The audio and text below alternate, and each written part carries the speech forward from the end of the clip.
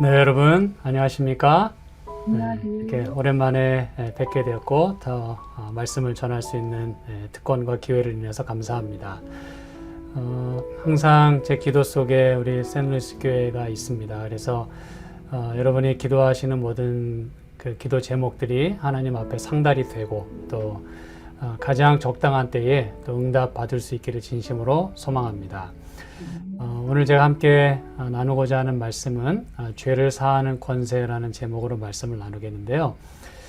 마태복음 9장 1절로 8절에 있는 말씀인데 이 성경절은 우리 태시아 양 집사님께서 낭낭한 목소리로 봉독해 주시면 고맙겠습니다. 슬라이드가 3개이기 때문에 1절부터 네. 8절까지 좀 읽어주시기 바랍니다. 마태복음 9장 1절, 2절, 8절까지 넘어갑니다. 네. 예수께서 배에 오르사 건너가 본 동네에 이르시니 침상에 누운 중풍병자를 사람들이 데리고 오거늘 예수께서 그들의 믿음을 보시고 중풍병자에게 이르시되 작은 자야 안심하라 네 죄 사함을 받았느니라. 어떤 서기관들이 속으로 이르되 이 사람이 신성을 모독하도다. 예수께서 그 생각을 아시고 이르시되 너희가 어찌하여 마음에 악한 생각을 하느냐. 네 죄 사함을 받았느니라 하는 말과 일어나 걸어가라 하는 말 중에 어느 것이 쉽겠느냐.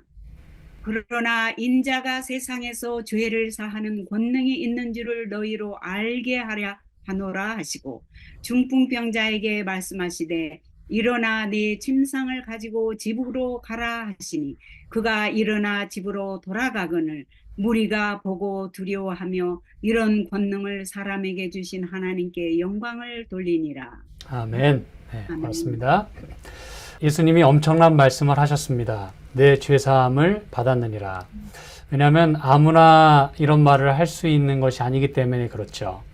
그런데 오늘 제가 이제 이 말씀 가운데 강조하고 싶은 것은 그분이 이 죄를 사해 주시면서 하신 그분의 말씀에 있어요. 이 말씀을 하시면서 어떤 말씀을 같이 하셨는지 보면 그러나 인자가 세상에서 죄를 사하는 권능이 있는 줄을 너희로 알게 하려 하노라 이렇게 동시에 말씀하셨다는 사실입니다.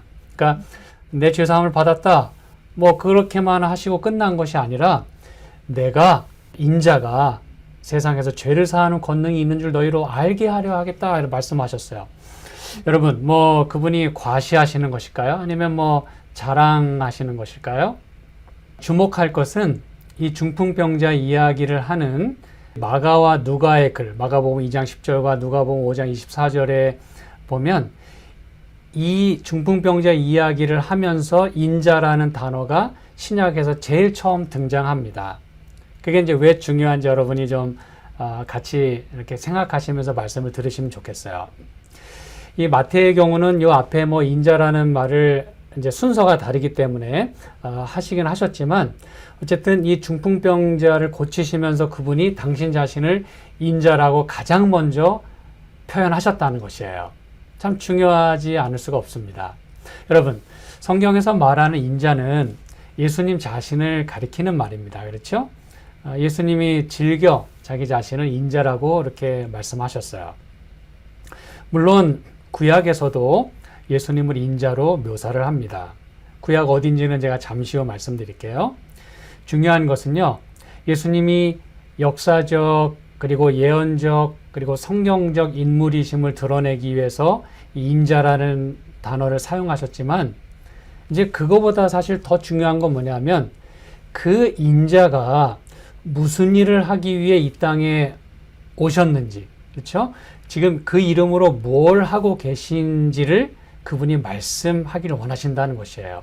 우리는 그분이 왜 인자라고 표현하시면서 죄사하는 이 권세를 말씀하셨는지를 이해해야 된다는 것입니다. 여러분, 구약에서 예수님이 인자로 묘사된 곳은 다니엘서 7장입니다. 여러분이 아시는 것처럼. 자, 그러면 이제 그분이 인자로 소개되면서 인자로서 뭐 하시겠다는 것인지를 여러분 주목해서 좀 살펴보시기 바랍니다. 다니엘서 7장 13절에 보니까 내가 또 밤 환상 중에 보니 인자 같은 이가 하늘 구름을 타고 와서 옛적부터 항상 계신 이에게 나아가 그 앞으로 인도됐다 그랬어요. 여기 인자 같은 이는 예수님을 가리킵니다. 그렇죠? 그리고 옛적부터 항상 계신 이는 아버지 하나님을 주로 가리키고 또 예수님을 또 이 같은 다니엘서 7장에 또 예수님을 말씀하기도 해요. 왜냐하면 다 하나님은 한 분이시고 또 같은 일을 하시기 때문에. 근데 어쨌든 여기서 인자 같은 이가 아버지 하나님 앞으로 나아옵니다.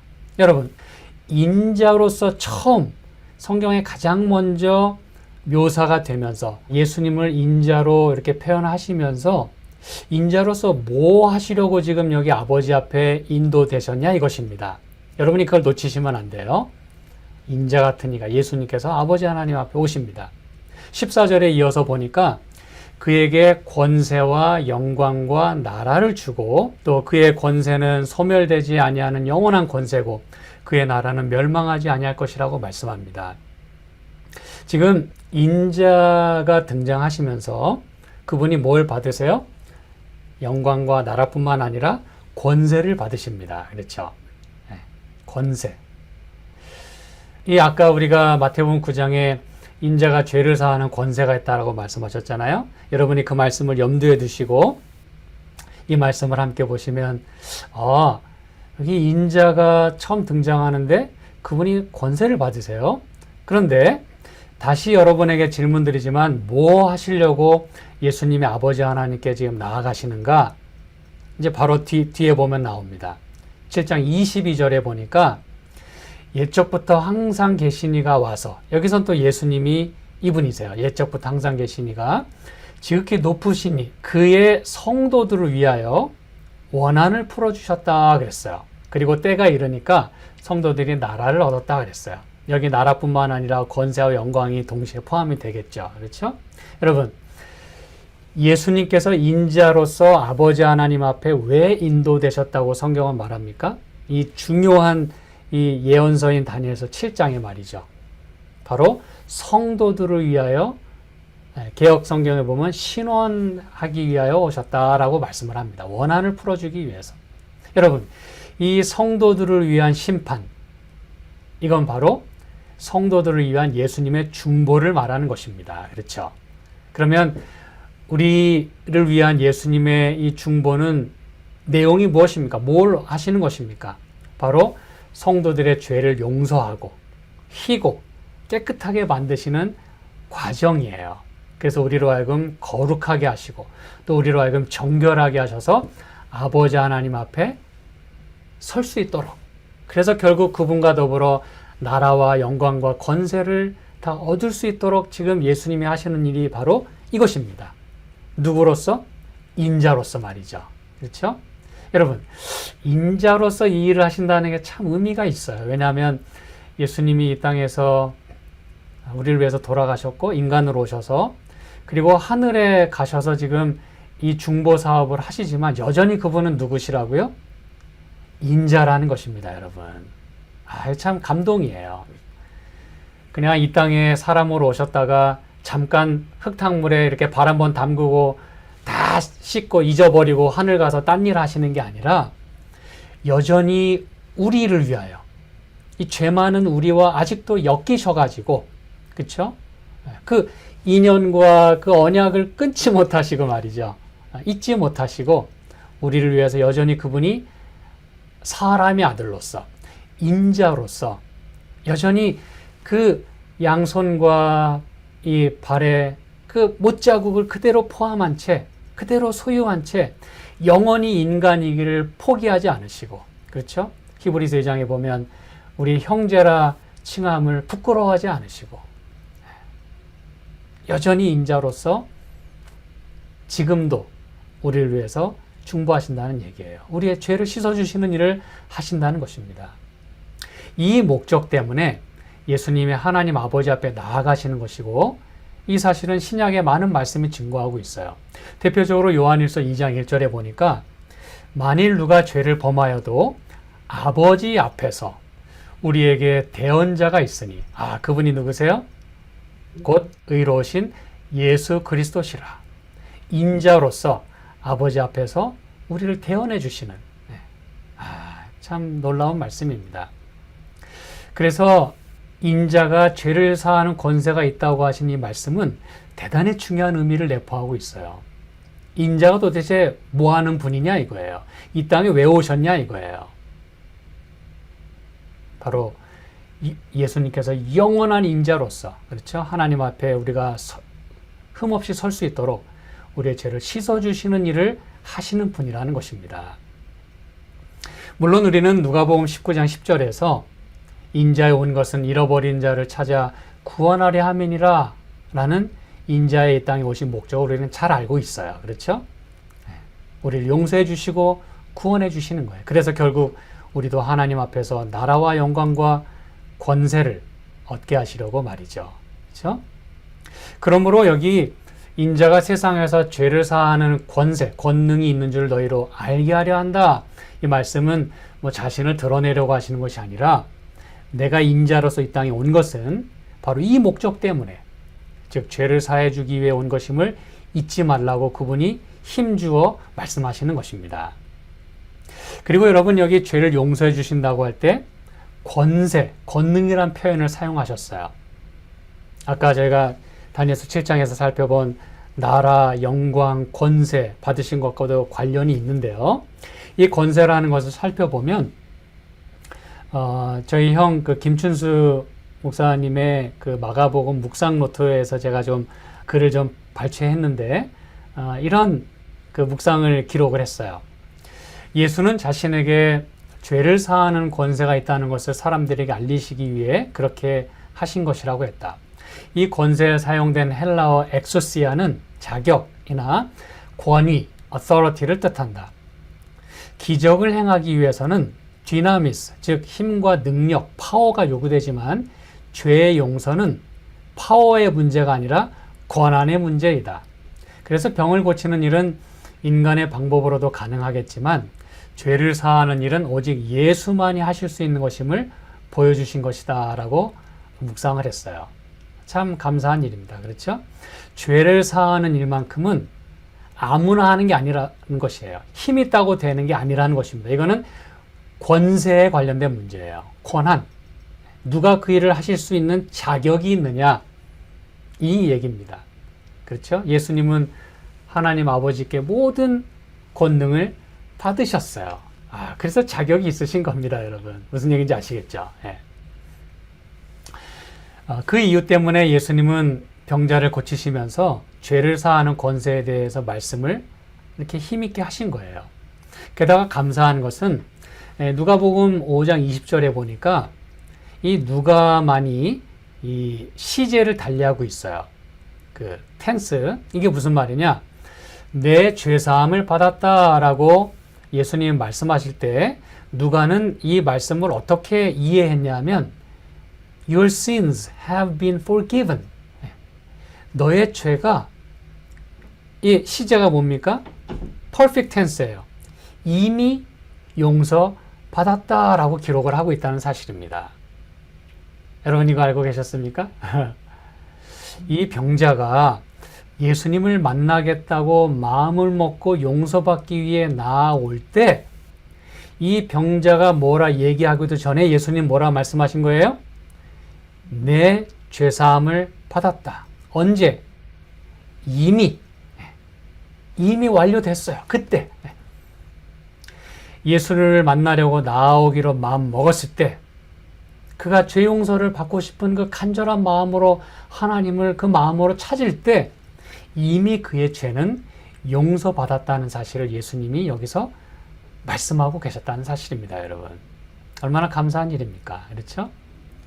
때로 우리가 우리의 죄가 너무나 커가지고 예수님 앞으로 나아오는 것이 두렵고 꺼려질 때가 있어요. 하나님 나 같은 죄인도 용서하실까? 내 죄가 용서받을 수 있을까? 하지만 여러분 오늘 예수님은 그런 마음을 가지고 예수님께 나아가려는 그 마음을 보시고 이미 우리의 죄를 용서하신다는 사실입니다, 여러분.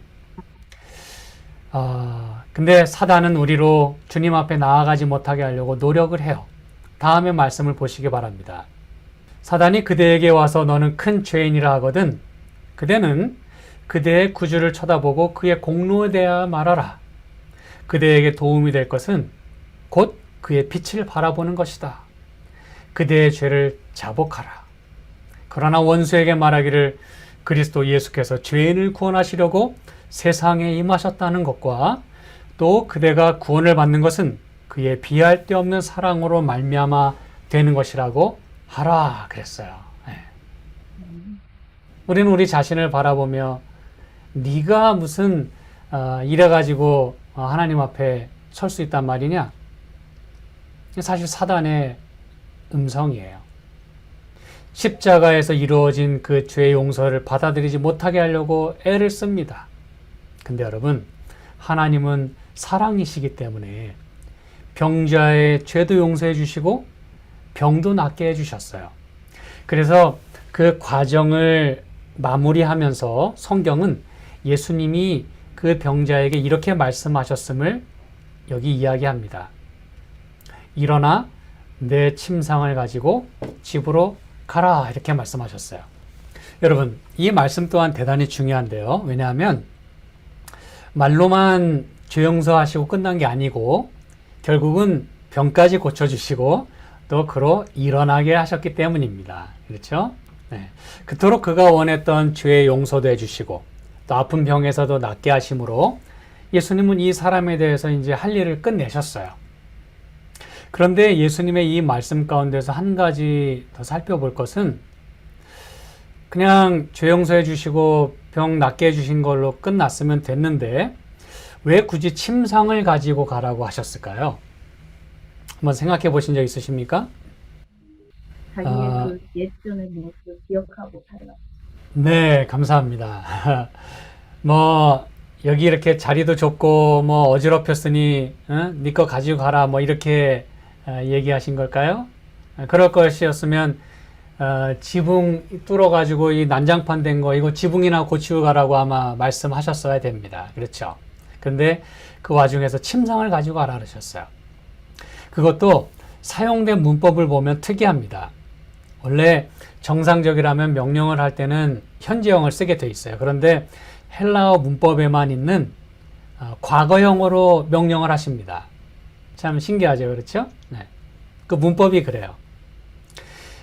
이 aorist imperative라고 하는 이 문법은 특별히 아주 대단한 결단을 내리고 용감 있는 행동을 하도록 요구하실 때 이런 문법을 써요. 무슨 얘기인지 아시겠습니까, 여러분? 그냥 보통 명령이 아니고 한 번도 하지 않았거나 과거에 그런 적이 없었던 거를 이제 해라 라고 결단을 요구하고 그런 행동을 요구할 때 과거형 명령을 사용한다는 것입니다. 그러므로 이 병자에게는 이런 일이 한 번도 없었어요. 그런데 이제 벌떡 일어나서 침상을 가지고 가라. 대단한 명령입니다. 그렇죠? 아무나 할 수 없는 명령이에요. 네. 여러분, 이 침상은 어떤 침상입니까? 이 병자가 오랫동안 누워 있었던 그의 아픔의 상징이에요. 부정함의 상징이었어요.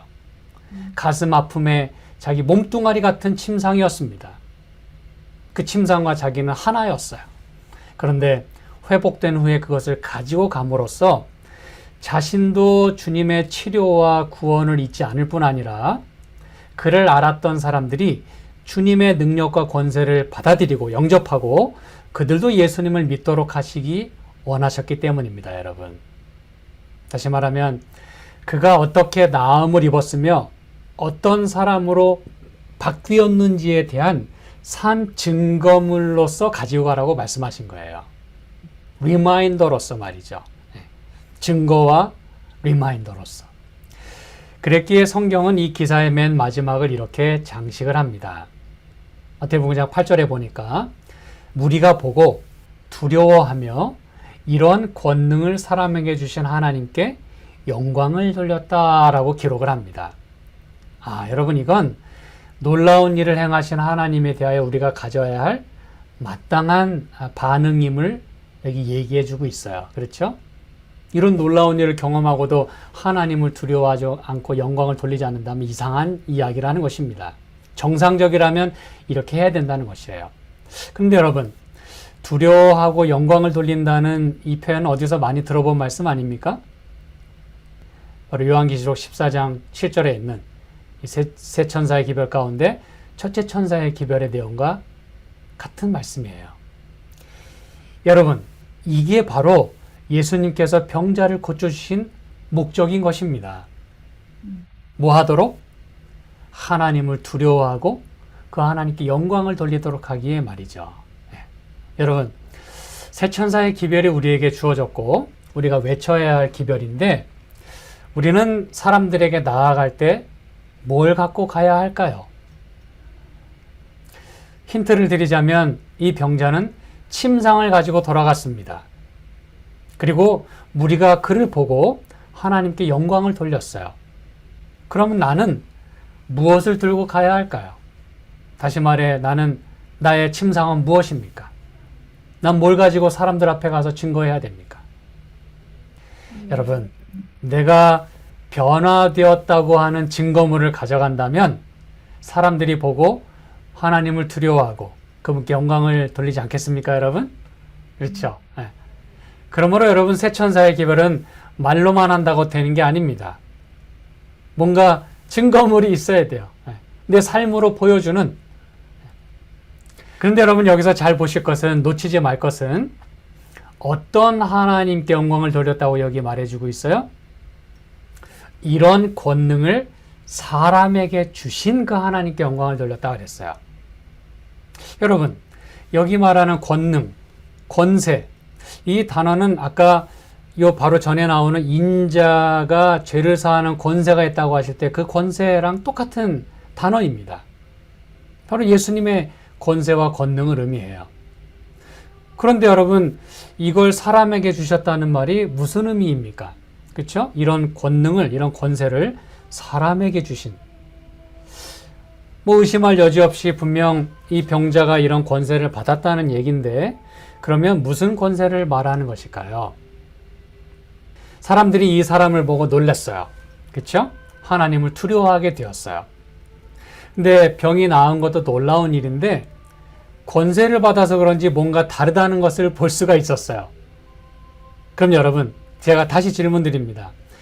예수님의 죄를 사해 주시는 이 권능이 이 사람에겐 어떤 권능으로 전해졌을까, 이것입니다.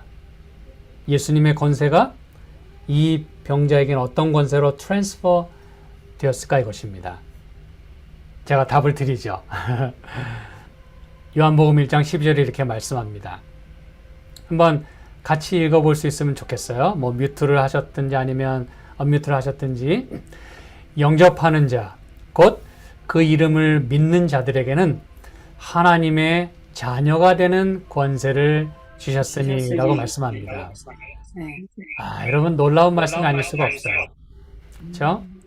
이 병자가 고침을 받고 집으로 갔는데 어떤 모습으로, 어떤 사람으로 변화돼서 갔다는 얘기입니까, 여러분? 하나님의 자녀가 되어서 돌아갔다는 얘기예요. 그리고 사람들은 그걸 알아차릴 수가 있었다는 것입니다. 뭔가 변화가 생겼어요, 이 사람에게. 예수님에 대한 믿음, 죄 용서에 대한 갈망, 병 낫기를 바라는 소망을 가지고 나아갈 때 하나님께서는 믿는 자에게 영생도 주시지만 믿는 자에게는 하나님의 자녀가 되는 권세도 주시는 것입니다, 여러분. 그랬기 때문에 예수님이 그를 처음에 보시자마자 뭐라고 말씀하셨는지 아십니까, 여러분? 작은 자야 안심하라, 내 죄 사함을 받았다라고 그를 보자마자 그가 아무런 얘기를 하지도 않았는데 이 말씀부터 하셨어요. 여러분, 작은 자는 개역성경에 소자라고 되어 있는데 소자는 어린아이를 가리킵니다. 그렇죠? 근데 이 병자가 어린아이는 아닐 거예요. 근데 왜 작은 자라고 하셨을까요?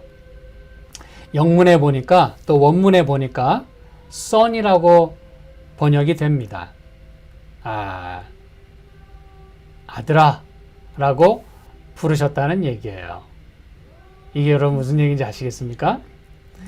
마태복음 9장 같은 장에 요 중풍병자 이야기 바로 뒤에 보면 아들과 딸이라는 호칭을 우리는 동시에 봅니다. 그렇죠? 12해를 혈루증으로 앓았던 이 여인, 그녀도 믿음을 가지고 나와왔어요.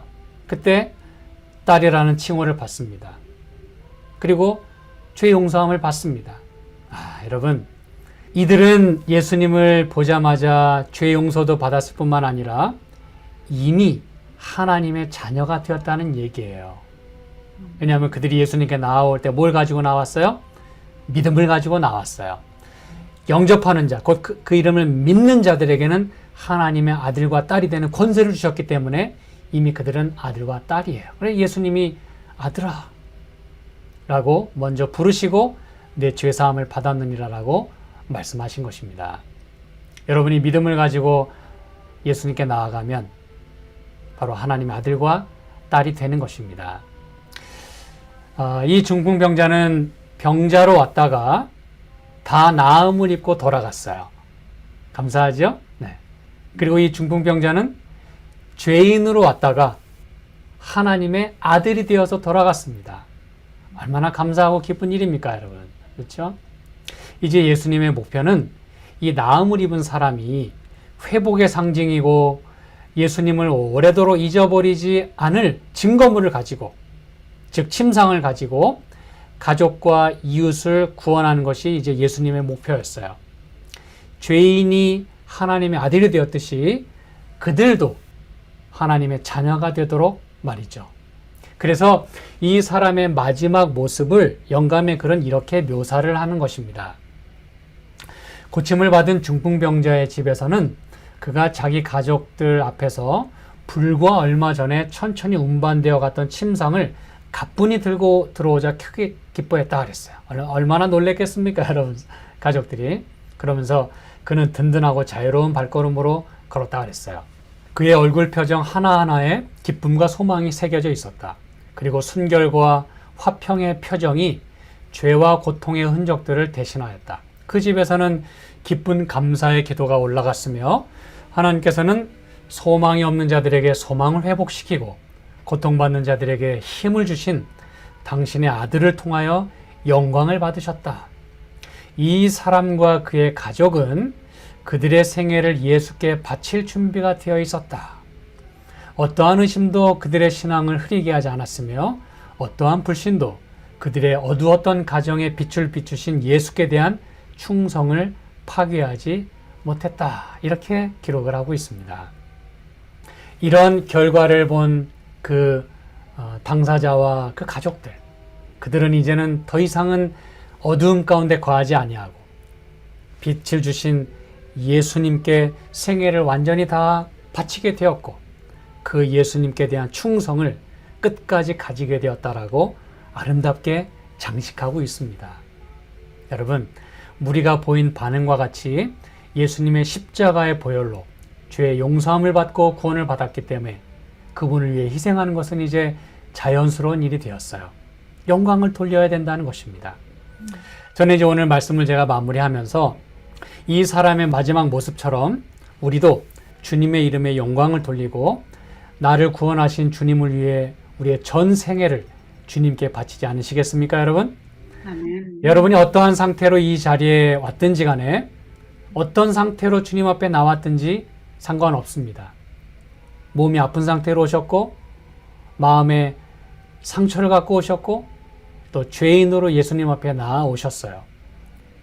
이제 이 말씀이 맞춰지고 일상으로 돌아갈 때는 이제는 하나님의 자녀로 그리고 회복된 몸과 마음으로 나아가시게 되길 간절히 소망합니다.